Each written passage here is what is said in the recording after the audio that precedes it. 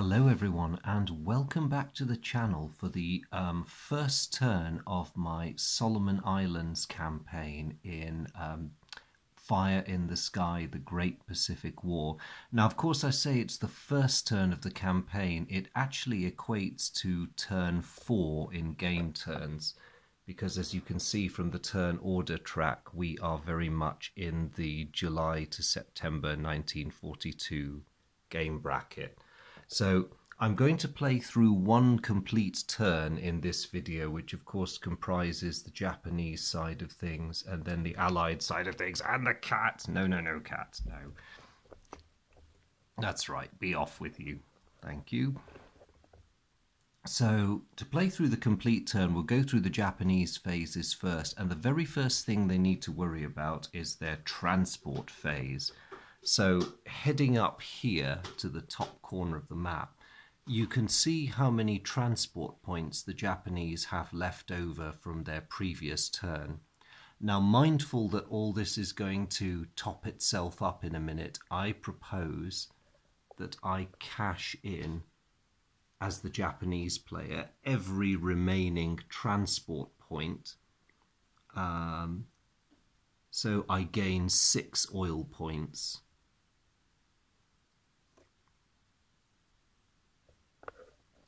So our balance of oil points for the Japanese Empire is now up to 11, which is a lot healthier given that there's going to be some significant operations in the turn ahead.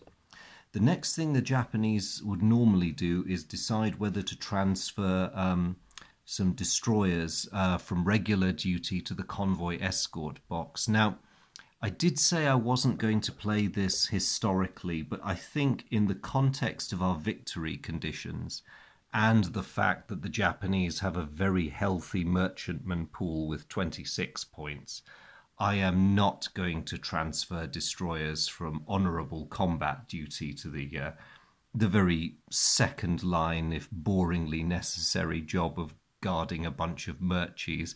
That just doesn't appeal to the mindset. So there will be no transfers in the summer of 1942. So next we have the reinforcement phase, and looking at the Japanese reinforcement chart for this turn, they are entitled to receive the battleships Yamato and Musashi and the carriers Junyo and Hiyo. That's very exciting. So some major fleet units arrive, and here they are. So the question is, where do I put them? Now, most of the fleet, as you can see, is concentrated at Yokosuka. I think it makes logical sense to place the rest of the fleet units there. So I'm going to add Yamato and Musashi there. Sorry, shouldn't have taken the camera away.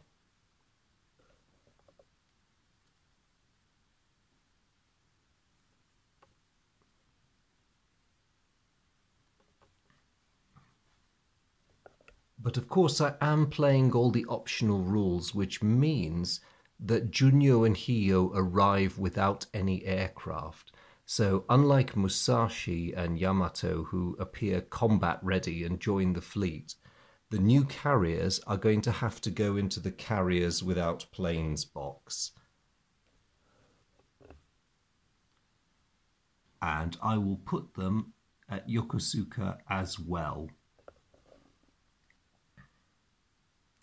So much for that. What else do the Japanese get? Well, fortuitously, given that I've 2 new empty carriers turn up, I am going to, again using the optional advanced rules for these, I am going to commit these as naval aircraft, which means, turning them upside down as a reminder, I put them 2 turns ahead. So poor Junyo and Hiyo are going to have to wait in the carriers without planes box for quite a while before they can be aircraft up. In fact, they'll have to wait till the beginning of 1943. Now that's slightly ahistorical, but I think it does accurately reflect the problems the Japanese were having, exacerbated by the disaster at Midway. And then the subsequent fighting in the Solomons where, you know, there's simply not enough carrier planes to go around for these folks. And if you wanted to, you could modify the scenario to say that they come on stream with their aircraft. But to be perfectly honest, the two carriers didn't tip the balance in the Solomons that much. I mean, Junyo, to be fair, did hold the line a long time as the last serviceable Japanese carrier for a while, around the beginning of 1943. But the advantage she conferred was a bit marginal, really. So anyway, that's the end of the Japanese reinforcements. So having done that, submarine points are reset to 2. The Japanese sub points are hiding underneath that counter, so they're already there. Just happened to have put the US one on top. Oh yes, and transport points are reset to the same level as the merchantman pool, so that comes all the way down here. And the Japanese are back up to 26 transport points. And lastly, replacement markers. Now, these are normally brought in when you've had casualties in land battles and your land units have been flipped. Now, all the Japanese and indeed all the Allied land units are at full strength, so I don't see any need for those. It is sometimes a viable strategy to have them on standby in case you need them, but it expends valuable transport points, and if you don't need them, that's a waste.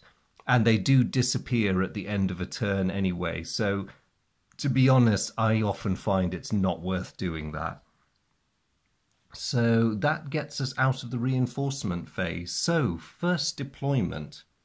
The first thing I check for with first deployment is, can anyone do a 1-hex deploy? Because that's a very easy way of getting your air and naval, and indeed your ground assets shuttled around. The answer for the Japanese is not really at the moment, because, I mean, I could concentrate the air power at Rabaul from Lae. That might be a bit of a bold move, because there's no guarantee that the Allies won't try something. But maybe it would be worth it, because then I could bring more air muscle to bear on Guadalcanal while simultaneously beefing Rabaul's defences. It's an interesting choice, and not something the Japanese did historically, but again, I am playing outside that particular box. So, what to do? I think I will go for it. I'll make a 1-hex deployment from there, because if I regret the decision, I can always beef them up by bringing in aircraft from further afield. The question is, do I want to disturb people at this early stage? Probably a yes. So, I'll leave Kawaguchi where he is for now, because he's quite a weak unit. I will, however, plunder Truk for some of their assets. So Rabaul's already carrying as many aircraft as it can cater for. Its level is 8. So I think what I'll do is, I won't move those air assets just yet. I'll keep them out of harm's way. I don't need to transfer these naval units any closer, although, do I want to bring some of them down to Guadalcanal? I suppose that's not strictly necessary, actually, because from Truk, they are still within range. The only question is, do I want to beef up the existing cruiser-destroyer force there? Because at the moment, Rabaul's naval forces are a cruiser counter and a destroyer counter. No, I'll leave the naval assets in place. So that's fine, that covers, I'm pretty much leaving Truk alone as well. Last question, do I want to strip the not the Ellis Islands, do I want to strip the Gilbert Islands of their garrison? I don't think so at this stage. So the only remaining question is, looking far to the north, back to the home islands, do I want to take anything out of Japan? Again, I will say no. Hope I don't regret this. So I am keeping my transport points fairly well intact. So what about operational movement? Now that is a very powerful US force over there. And I think rather than committing all my ground assets to it in one massive hit, I'm going to follow the dribs and drabs approach. But I'm going to do it supported with much heavier air and naval assets than were committed historically. So to that end, operational movement, this cruiser and destroyer force is going to go active to escort the Ichiki detachment down there for an amphibious landing. So they're technically a bombardment task force.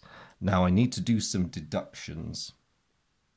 So the cost for moving those naval units, and it will be expended in oil, is 1.5.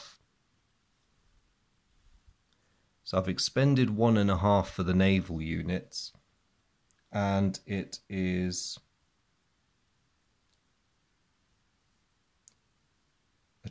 two transport points for moving the Ichiki detachment. So we're spending our transport points already. Now this is not the end of it, because I'm going to commit some pretty major naval units to this. I'm going to also activate the new Kido Butai carrier striking force. So that's 4.5 oil. Luckily they don't have so far to travel. Well within their easy range. So, sorry, how much was that again? 1, 2, 3, 4. 4.5 oil points. Now the terrifying thing is, having stockpiled all that oil, I've spent half of it, which does show you the extent of the Japanese problem when it came to sustained naval operations. We're just running through the stuff like there's no tomorrow. So that is the Japanese operational movement there. I'm not going to conduct any other operational moves, so I think that is okay. Now, Allied reaction. I'm using all the optional rules, as I said, and one of the possible ones that the Allies can use is the gentlemen do not read other people's mail optional rule. I was tempted to say that this once-a-game advantage had been expended at Midway, but then I also thought that would be a bit unfair. To explain what it is, gentlemen do not read other people's mail is basically code breaking. But in game turns, it permits the U.S. Navy to do a deployment move, essentially getting ships into reaction range. So, in theory, if I wanted to use it for the Allies, I could transport ships from Pearl Harbor to within striking distance of this Japanese task force that's just set sail. And part of me is tempted, because although the US does have a carrier force here, their surface combatants are a bit weak. And looking at what Pearl Harbor has, they have more carriers. So it's really tempting to bring those in. And I think as the US player, I will. As I say, this is a once-a-game option, but it's a good opportunity for the US. So they have 16 transport points available. The question is there a harbour big enough? Yes, the Fijis. Now, It'll be a lot of transport points to bring the fleet out there, but if they can crush the Japanese carriers on the first turn of the game, that would be fantastic. Now, how much is this going to cost? Ooh, a total of 4 transport points, but spent twice because of the distance covered. So the first load of 4 moves, which is the standard, is 1, 2, 3, 4, and then 1, 2, 3, effectively another up to another 4 to get them down there. So to perform this one-off reaction move, and hoping they haven't made a mess for themselves later, the US Navy is going to spend 8 transport points. So they've got 8 left. However, what it means is they can now react with 2 carrier task forces, and unlike the Japanese, they don't have to pay for fuel. So the Japanese have walked into a trap there.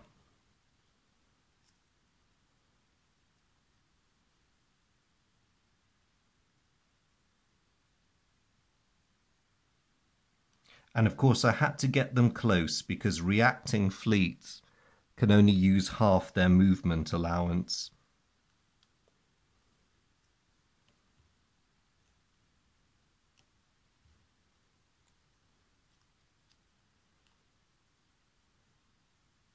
And come to think of it, we don't just want to react with carrier combatants. The US probably wants to react with surface ones too.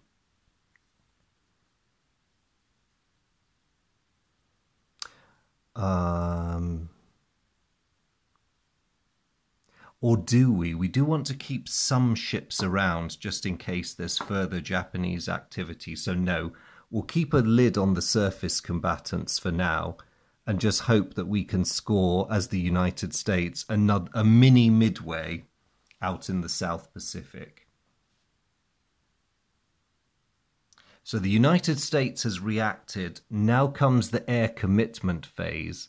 And as the Japanese player once more, I'm really glad I shuttled those extra aircraft over from Lae to Rabaul, because at least we can contribute to the battle that's developing here. Now, similarly, on their turn, the US can do that too, but as they're the defenders in this one, they can't commit that in support. So we now move to the combat phase. Everyone is in position. And so the first thing we do is check our air strength points. So I'll move down to the battle board. Might have to shift this up a bit. In fact, I will. There we go. Hopefully that's fairly visible. I'll leave the battle marker in the Guadalcanal hex for form's sake, but heck, we all know where this battle's being fought. So the Marines, of course, are the land forces on the base.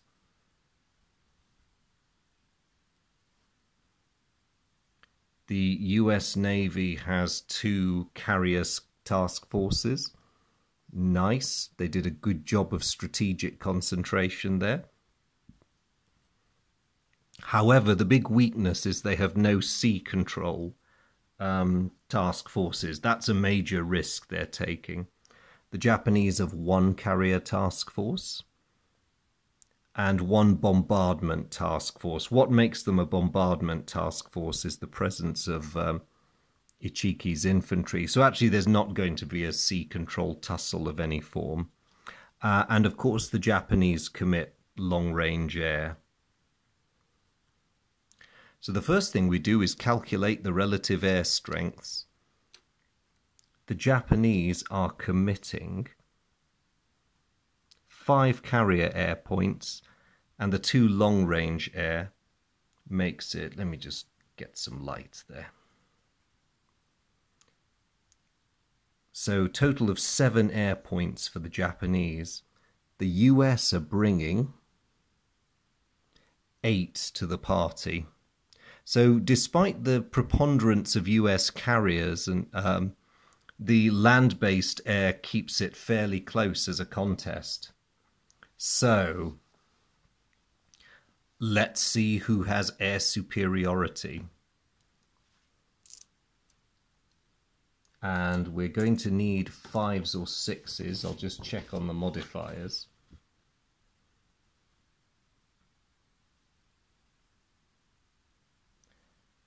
Nope, there's no applicable modifiers to either side, so we're going to do straight rolling. As they're the attackers, I'll roll for the Japanese first.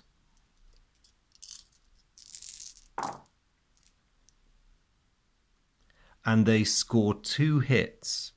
So I'm going to leave that there as a reminder. And now we'll fire back for the US.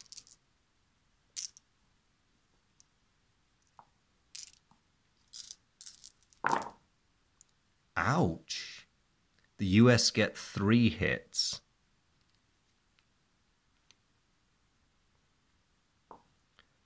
So they maintain their edge in the sky, and the US has gained air superiority.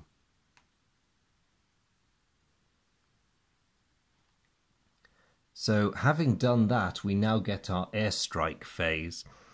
And as the Japanese have not got air superiority, they have to go in first on this one. So what are they going to do? Well, the most important thing is they've got to bomb Guadalcanal to try and weaken the Marines there. However, they have a bit of a problem in that there's tempting targets in the form of the US fleet over there.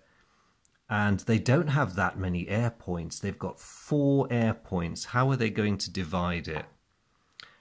I think as the Japanese player, I'm going to play to history here. I'll break from my own stated intention. When in doubt, divide your forces and engage multiple targets. So 2 of the Japanese air points are going to attack the Saratoga task force, and the other 2 are going to convert their. They're going to use their attacks as ground support against the Marines at the base. So let me just work out the US anti-aircraft. Ooh, I picked the wrong task force. They've got Atlanta with them with her massive AA rating. So the US task force gets an 11 dice worth of AA fire. This is really going to hurt. No modifiers again, but really I don't think they need to worry about that. So let's let them blaze away. 1, 2, 3. Yep, all the attacking Japanese air points are basically wiped out going in for the US Navy. So that did them no good at all. And the others go into a sort of reserve because we're saving them for the ground attack side. So what about the US Navy? Are they going to be a bit more focused? No, I think because they've got so many, they can afford to divide a bit. So they don't have any ground targets to attack. So what they'll do is they'll divide their air attacks evenly. 3 will go after the carriers and 3 will go after the bombardment group. Oh, do you know what I just realised I completely forgot to do in my excitement to start throwing aircraft around? And that was submarine attack. I really ought to have remembered to have committed my submarines. Question is, though, would I have wanted to? The Japanese certainly would. Let me just, I'll pause the US air attack with all apologies for forgetting to do that. So the Japanese would have divided their submarines, 1 on each task group. The US Navy will do the same in a minute, but I'll just do the anti-sub warfare. The first US task group has got 1 destroyer. And they are just going to roll for it. The Allies have no friendly land-based air in the box, so they need to just hope they get a 5 or a 6. They fail, so the submarine is going to make its attack.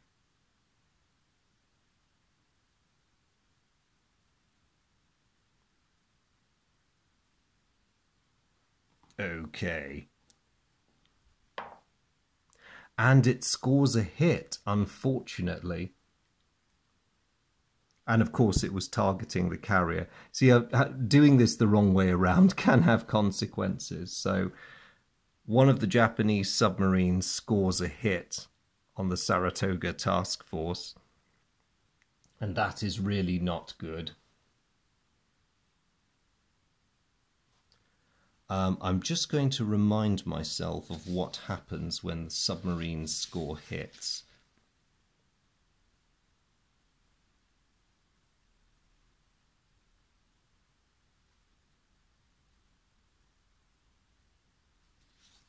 Oh, okay, it does end up being a regular hit, that's fine. So the second Japanese submarine is going to go at the second US task force. And they've got 2 destroyers, so they have a bit of a higher chance of stopping this. They make their roll and they fail. So the submarine is going to come in. And it misses. So, okay, 1 US carrier has suffered from the sub-attack. Let me just return the favor to the Japanese, because the US submarines are similarly going to split their attacks. The Japanese task force has got 1 destroyer, the carrier one, and they don't stop the US sub. So it's going to attack, naturally, the big carriers, and it scores a hit. It's not good news for anyone. Not good news for the Japanese, because this will be followed up in a minute by a US air attack. As for the bombardment force, there's a destroyer unit there, and it fails to stop the US subs. They are, of course, going to torpedo the transports, and they miss.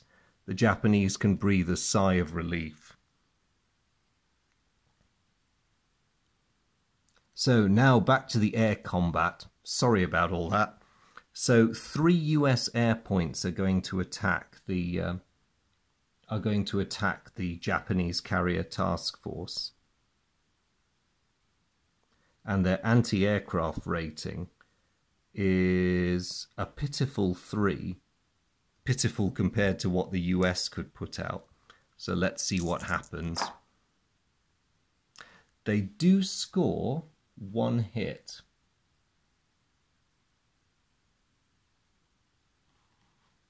So that's not too bad. The US is left with 2 factors to attack, and they're going to go in.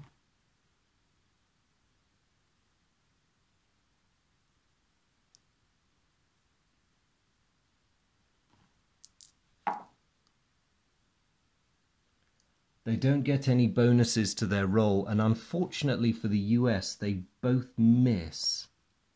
Yeah, I'm just checking the modifiers again. And both have missed. They were going for the carrier and for, well, both carrier units. So the Japanese got away with that. But what about the second task force? Because that, similarly, the anti-aircraft rating is rounded down to 1, which is pretty terrible. So the Japanese get 1 dice against 3 incoming US aircraft, and they miss. The US are going to concentrate entirely on the transports, because that's where the real threat is. And they score 2 hits. Now that is no good. I think that's enough to stymie the Japanese landing this turn.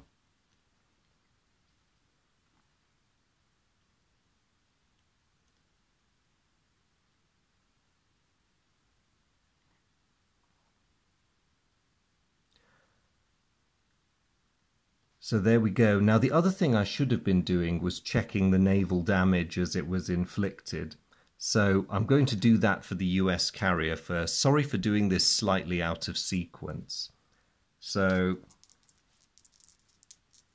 I am going to just roll for the damage to that CV first. So I've made the roll and the total is 5, which is thankfully less than the carrier's defense rating, so the unit is only damaged. Now it's modified to 7 because it was a submarine attack. However, that's still within the carrier's defense rating, so by being damaged, the US carriers are sent limping away, or at least half their carriers are sent limping away to return in 2 turns' time, and the 1 hit goes away.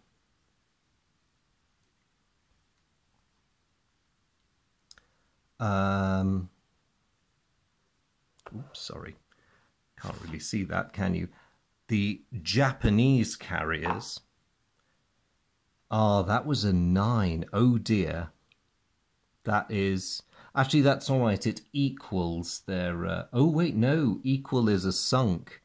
So that's a bit of a disaster for the Japanese. They have lost their main carrier striking force. And just to make things even worse for them, enough hits have been inflicted on the landing troops to effectively cause an abort, I believe. Yes, the Ichiki unit was only 2 steps. So they are flipped, and actually there's no point landing them because they're on their weakened side. So no, there's no real option but to withdraw. The Japanese air points which were being saved for ground attack are wasted because the landing isn't happening. So the Ichiki detachment disappears to reappear next turn as a reinforcement because I'm withdrawing it. And everyone else returns home.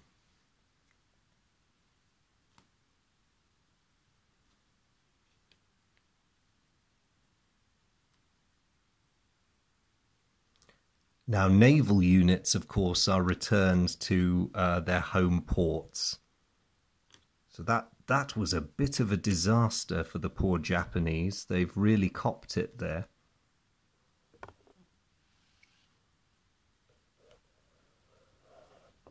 I'll just put everyone back.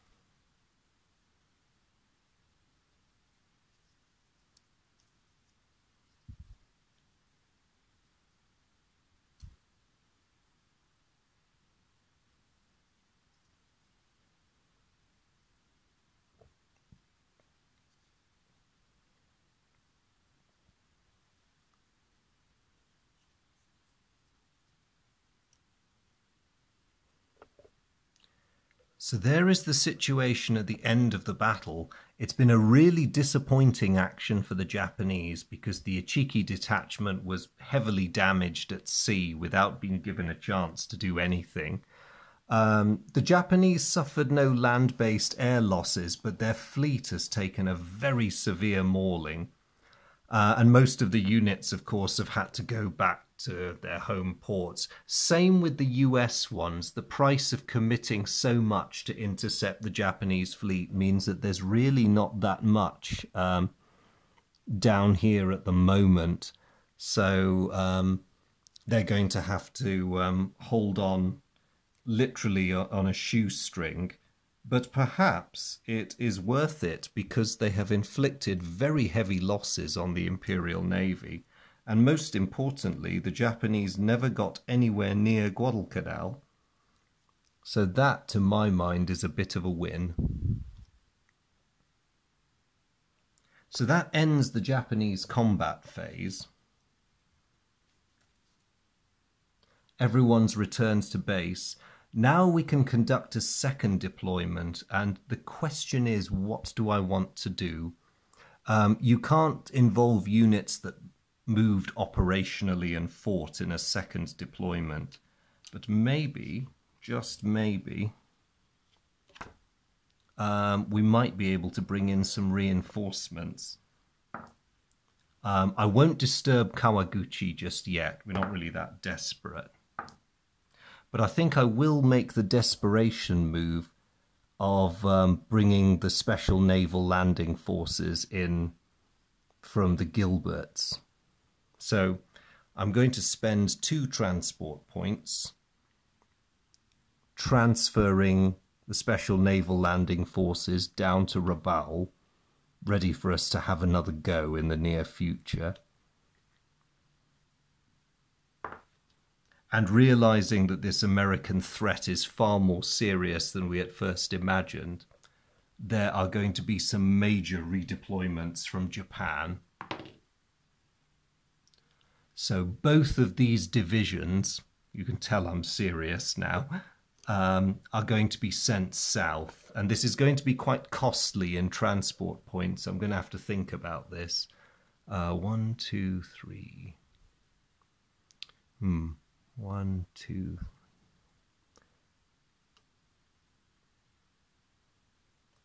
One of the divisions is going to, at a cost of 8 transport points, be sent straight to Rabaul as well. As the first attempt didn't work, we're going to try hitting the Americans with a bigger hammer. The second one, 1, 2, 3, is going to be sent to reinforce the Japanese position in northern New Guinea. So that's another 8 transport points. And the Japanese will halt their expenditure of transport points there.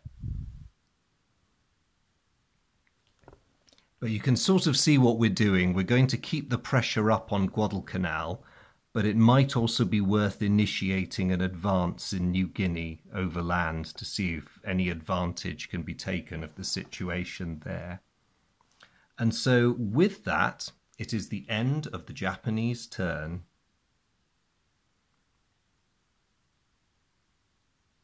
Now, I was hoping that I would be able to condense both the US and Japanese turns into a single video, but I realise this has gone on quite a bit. So I'll call a halt to it here at the end of the Japanese turn for turn 4. And so in the next video, we're going to switch the we're going to switch the turn round to the Allied side and see how they respond to this abortive opening Japanese move in the Solomons. So I look forward to seeing you all in that one. So, but in the meantime, it just remains for me to say a huge thank you for following this video and hopefully this series. I hope you've all enjoyed it. I hope you found it as tense and exciting as I have. Please do carry on following me if you'd like to see how events unfold in the Solomon Islands. But just to say for now, a huge thank you to all of you who've watched this. As always, to my veterans, hi guys, thanks so much for your company. It's always a pleasure, it really is. And to any newcomers, hello and welcome. If this is the first of my videos you've ever seen, I hope you liked it. If you're here for Fire in the Sky, please do look at the other videos and by all means continue to follow the campaign as I compile it.